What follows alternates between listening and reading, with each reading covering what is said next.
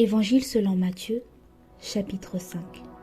Voyant la foule, Jésus monta sur la montagne et, après qu'il se fut assis, ses disciples s'approchèrent de lui. Puis, ayant ouvert la bouche, il les enseigna et dit : Heureux les pauvres en esprit, car le royaume des cieux est à eux.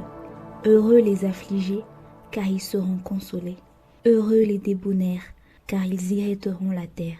Heureux ceux qui ont faim et soif de la justice, car ils seront rassasiés. Heureux les miséricordieux, car ils obtiendront miséricorde. Heureux ceux qui ont le cœur pur, car ils verront Dieu.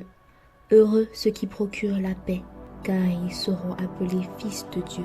Heureux ceux qui sont persécutés pour la justice, car le royaume des cieux est à eux. Heureux serez-vous lorsqu'on vous outragera, qu'on vous persécutera et qu'on dira faussement de vous toutes sortes de mal à cause de moi.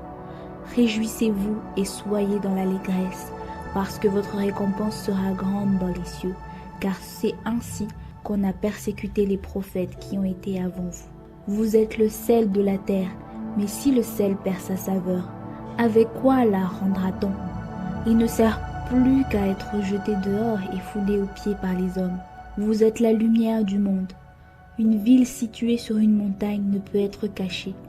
Et on n'allume pas une lampe pour la mettre dans le boisseau, mais on la met sur le chandelier, et elle éclaire tous ceux qui sont dans la maison. Que votre lumière luise ainsi devant les hommes, afin qu'ils voient vos bonnes œuvres et qu'ils glorifient votre Père qui est aux cieux. Ne croyez pas que je sois venu pour abolir la loi ou les prophètes. Je suis venu non pour abolir, mais pour accomplir. Car je vous le dis en vérité, tant que le ciel et la terre ne passeront point, il ne disparaîtra pas de la loi un seul iota ou un seul trait de lettre, jusqu'à ce que tout soit arrivé. Celui donc qui supprimera l'un de ces plus petits commandements et qui enseignera aux hommes à faire de même, sera appelé le plus petit dans le royaume des cieux. Mais celui qui les observera et qui enseignera à les observer, celui-là sera appelé grand dans le royaume des cieux. Car je vous le dis, si votre justice ne surpasse pas celle des scribes et des pharisiens, vous n'entrerez point dans le royaume des cieux. Vous avez entendu qu'il a été dit aux anciens : tu ne tueras point. Celui qui tuera mérite d'être puni par les juges. Moi, je vous dis que quiconque se met en colère contre son frère mérite d'être puni par les juges, que celui qui dira à son frère « Raka » mérite d'être puni par le Sanhédrin, et que celui qui lui dira « Insensé » mérite d'être puni par le feu de la géhenne. Si donc tu présentes ton offrande à l'autel et que tu te souviens que ton frère a quelque chose contre toi, laisse là ton offrande devant l'autel et va d'abord te réconcilier avec ton frère. Puis viens présenter ton offrande. Accorde-toi promptement avec ton adversaire pendant que tu es en chemin avec lui, de peur qu'il ne te livre au juge, que le juge ne te livre à l'officier de justice et que tu ne sois mis en prison. Je te le dis en vérité, tu ne sortiras pas de là que tu n'aies payé le dernier cadran. Vous avez appris qu'il a été dit : tu ne commettras point d'adultère. Mais moi je vous dis que quiconque regarde une femme pour la convoiter a déjà commis un adultère avec elle dans son cœur. Si ton œil droit est pour toi une occasion de chute, arrache-le et jette-le loin de toi.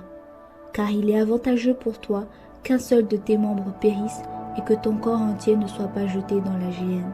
Et si ta main droite est pour toi une occasion de chute, coupe-la et jette-la loin de toi.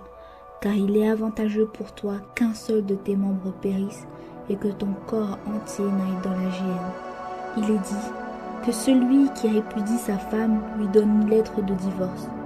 Mais moi je vous dis que celui qui répudie sa femme, sauf pour cause d'infidélité, l'expose à devenir adultère, et que celui qui épouse une femme répudiée commet un adultère.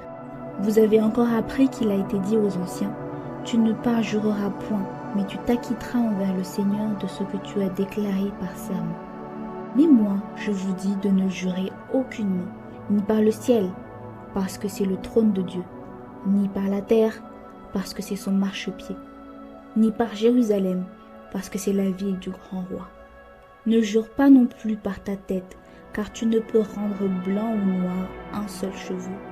Que votre parole soit oui, oui, non, non. Ce qu'on y ajoute vient du malin. Vous avez appris qu'il a été dit œil pour œil et dent pour dent. Mais moi je vous dis de ne pas résister aux méchants. Si quelqu'un te frappe sur la joue droite, présente-lui aussi l'autre. Si quelqu'un veut plaider contre toi et prendre ta tunique, laisse-lui encore ton manteau. Si quelqu'un te force à faire 1 000, fais-en 2 avec lui. Donne à celui qui te demande, et ne te détourne pas de celui qui emprunte de toi. Vous avez appris qu'il a été dit, tu aimeras ton prochain et tu haïras ton ennemi. Mais moi je vous dis, aimez vos ennemis, bénissez ceux qui vous maudissent, faites du bien à ceux qui vous haïssent, et priez pour ceux qui vous maltraitent et qui vous persécutent, afin que vous soyez fils de votre Père qui est dans les cieux. Car il fait lever son soleil sur les méchants et sur les bons.